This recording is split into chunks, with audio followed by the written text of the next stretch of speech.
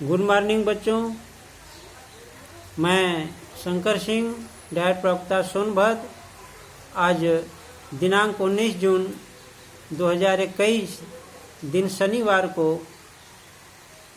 DElEd 4th semester के इस online class में फिर उपस्थित हूँ।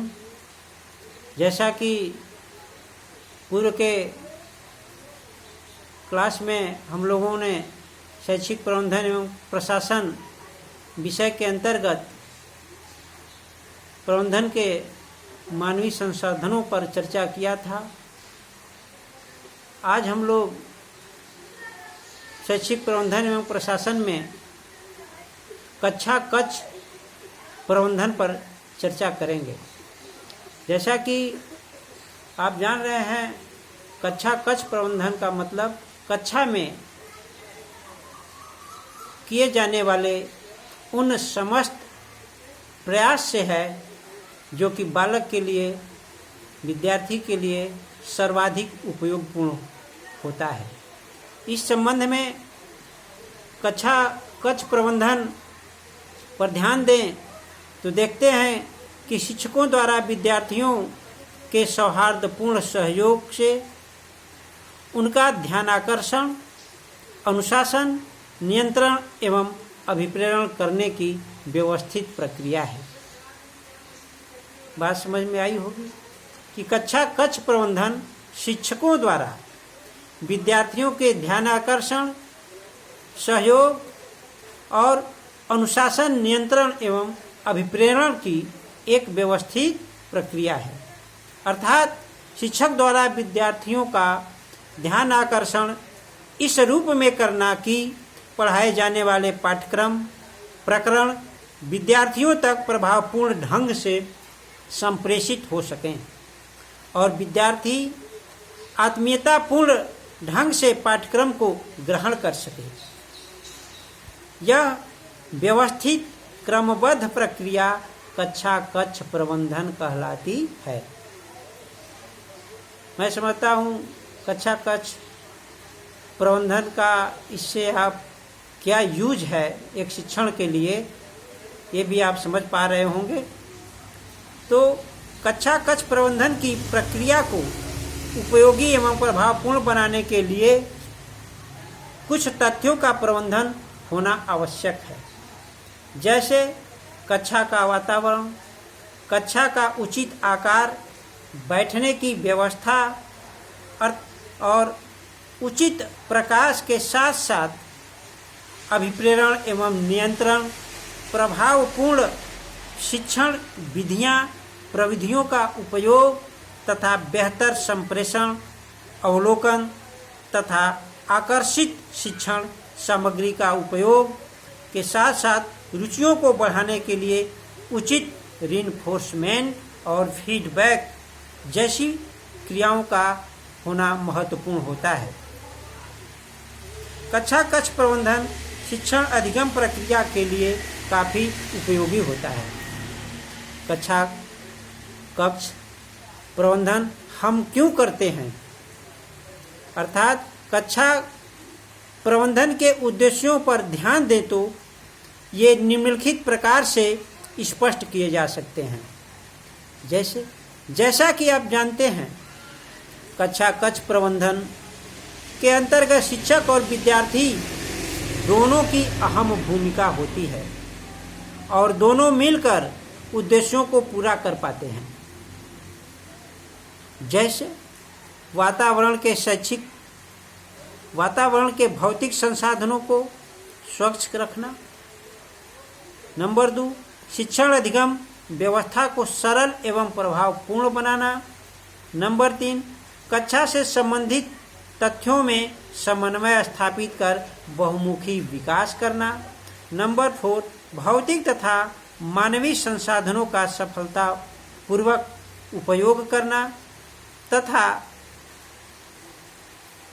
अधिगम एवं अभिप्रेरण को स्थायित्व प्रदान करना होता है।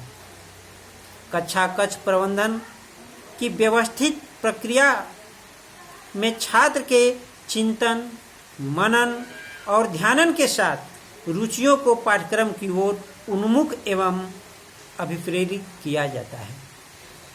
अब हम लोग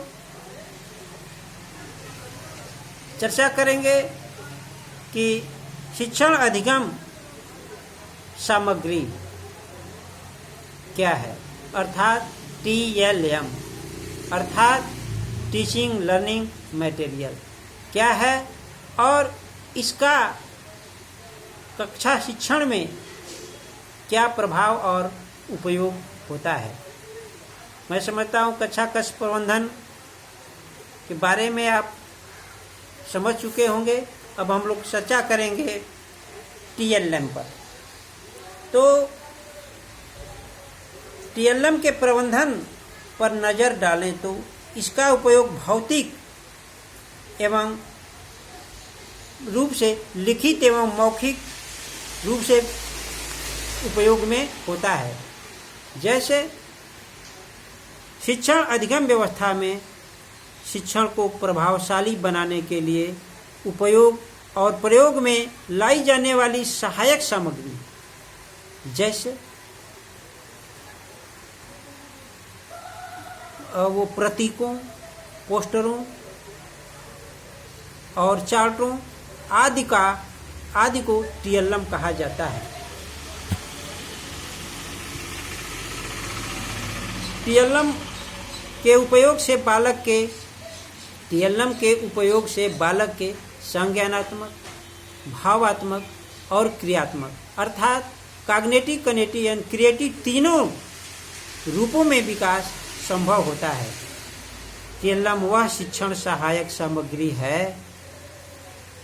TLM वह शिक्षक सहायक सामग्री है जिससे पाठ्यक्रम प्रकरण को सरल, सुबोध एवं अनुभविक दृष्टि से प्रभावशाली बनाया जाता है।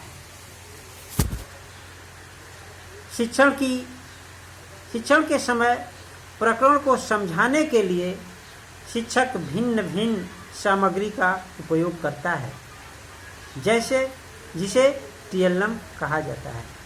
यह दृश्य, श्रव्य तथा दृश्य श्रव्य तीनों रूपों में होता है। TLM विजुअल, ऑडियल और विजुअल ऑडियल दोनों अर्थात ये तीनों रूपों में ये TLM का यूज किया जाता है। अर्थात कोई भी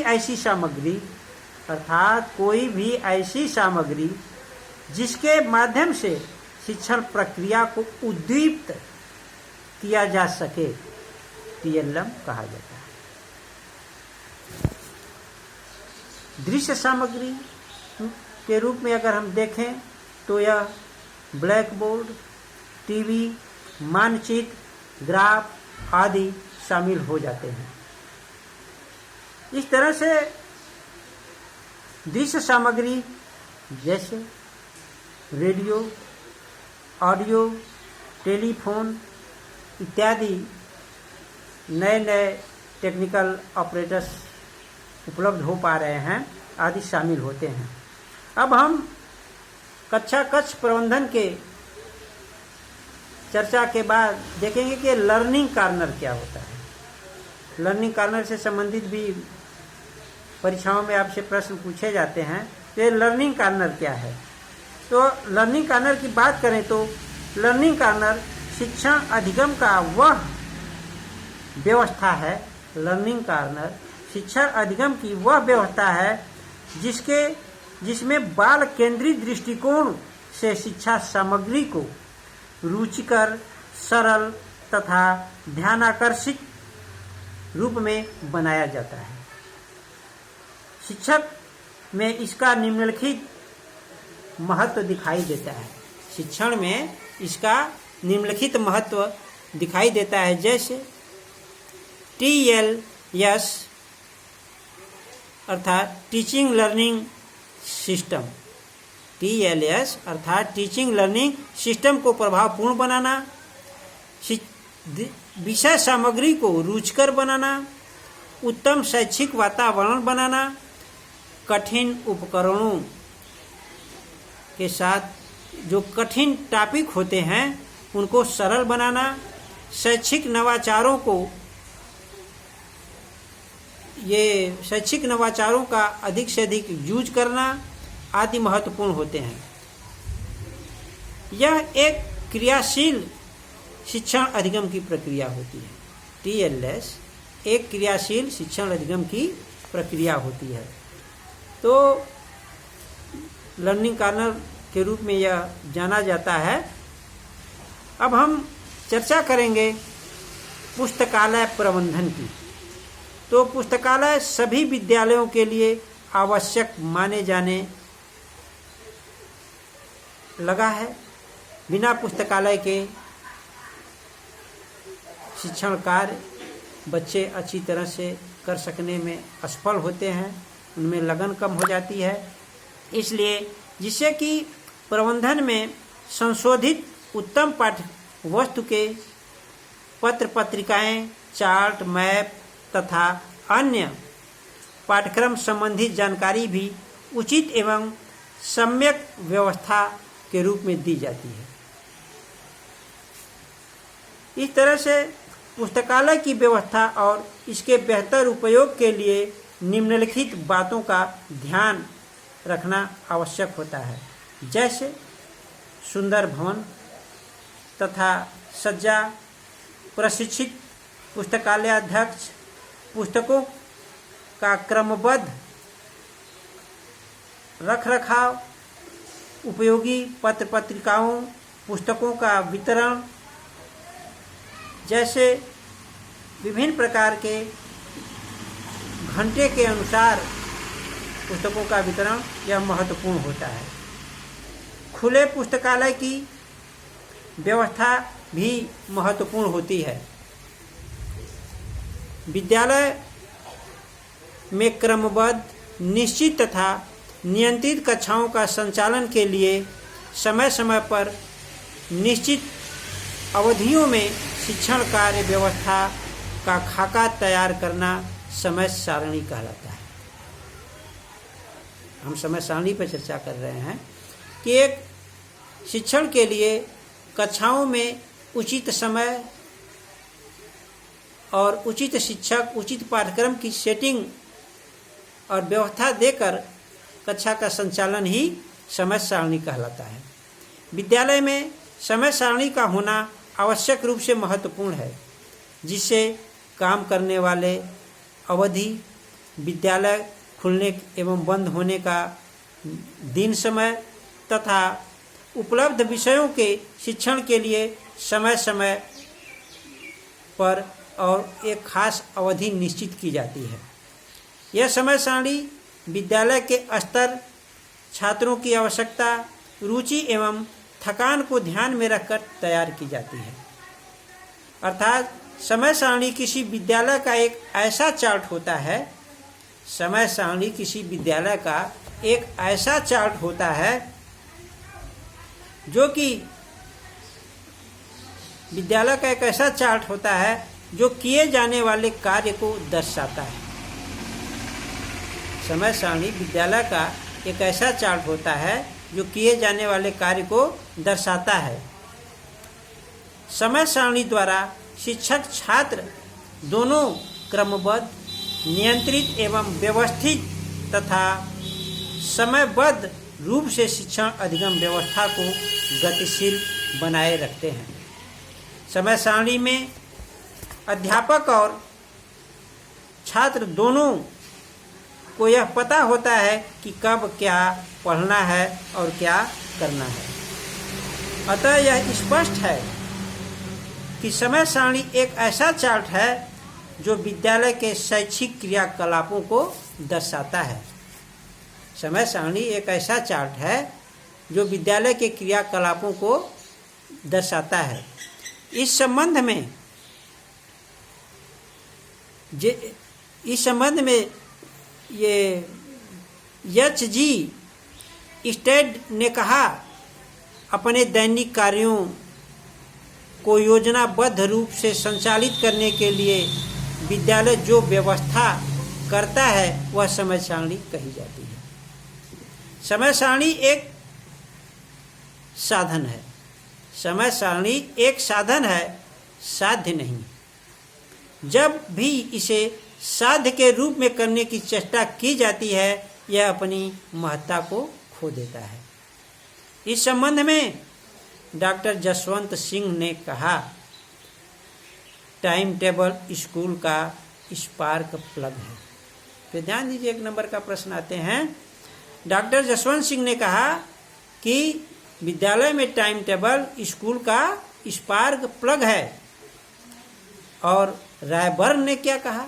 रायबर्न ने कहा, टाइम टेबल पाठ्यक्रम तथा अध्यापकों की योग्यता उपलब्धता के अनुसार बनाना चाहिए। तो आज हम लोग